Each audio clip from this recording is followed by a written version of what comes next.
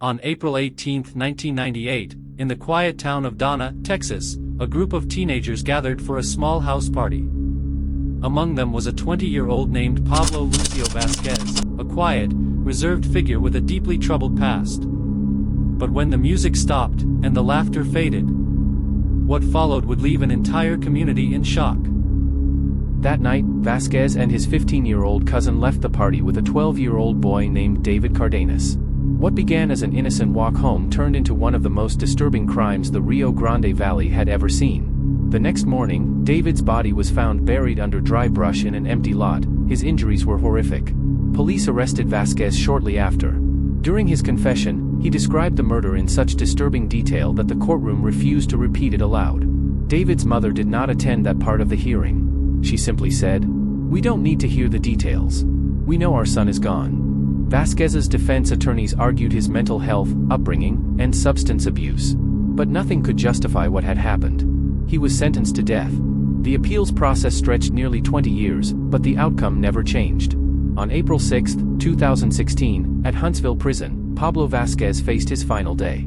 For his last meal, he requested Salisbury steak, steamed rice with brown gravy, mixed vegetables, sweet peas, ranch-style beans, sliced bread, and a fudge brownie. To drink, water, iced tea, or fruit punch. Before the injection, Vasquez quietly said, "This is the only way I can be forgiven. You have your justice here today." No one from David's family replied. But that silence spoke louder than words. A child lost. A town scarred.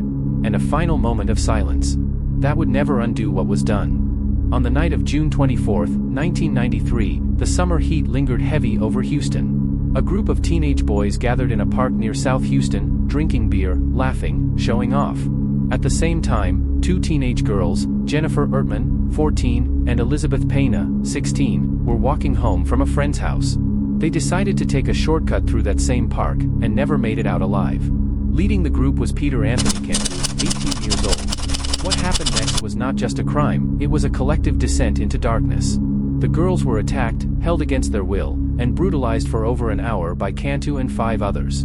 When it was over, the boys strangled both girls with their shoelaces, dragged their bodies to a wooded area, and left them to rot. The details were so horrifying that even seasoned detectives were shaken. What shocked the community wasn't just the brutality, it was the complete lack of remorse shown by the perpetrators. Cantu bragged about it afterward.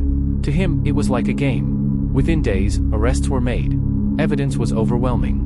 All 6 were charged. Cantu, as the ringleader, received the harshest sentence, death. During trial, the families of Jennifer and Elizabeth sat through every gruesome detail. Their pain became a movement. The families campaigned to change Texas law, resulting in a legal shift. From then on, victims' families could witness executions.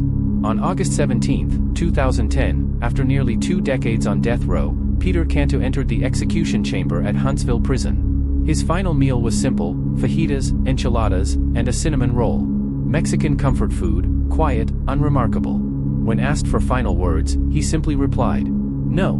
No apologies. No remorse. Just silence." Peter Cantu died with the same coldness with which he lived. But Jennifer and Elizabeth? They were bright, full of life, with futures stolen. This case didn't just change laws, it changed Texas.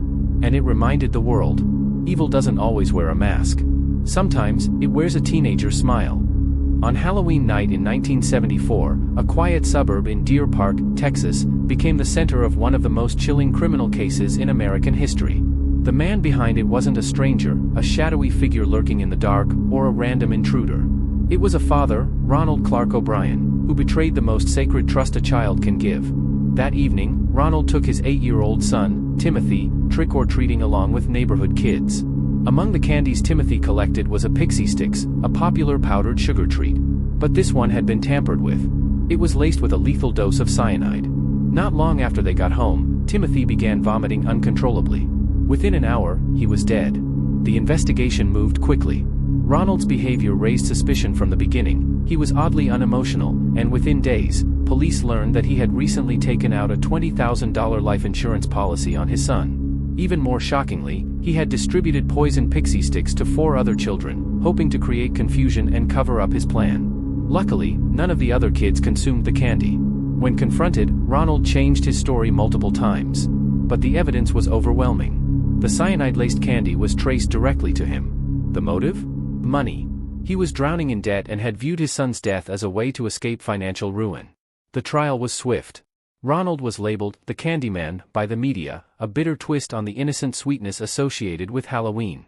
The jury took less than an hour to convict him of capital murder. He was sentenced to death. On March 31, 1984, Ronald Clark O'Brien was executed by lethal injection at Huntsville Prison. His final meal included a well-done T-bone steak, fries, sweet peas, salad, dinner rolls, Boston cream pie, and iced tea, an indulgent feast, in stark contrast to the child whose life he ended. Before the execution, he read a dramatic, self-serving statement claiming innocence and forgiving those who had sinned against him. But no one believed him. Outside the prison, a crowd had gathered, some holding signs that read, "Trick or treat." Ronald's execution didn't bring Timothy back. But it did send a message: there are few crimes more vile than betraying one's own child. And from that day on, Halloween was never quite the same for millions of families across the United States.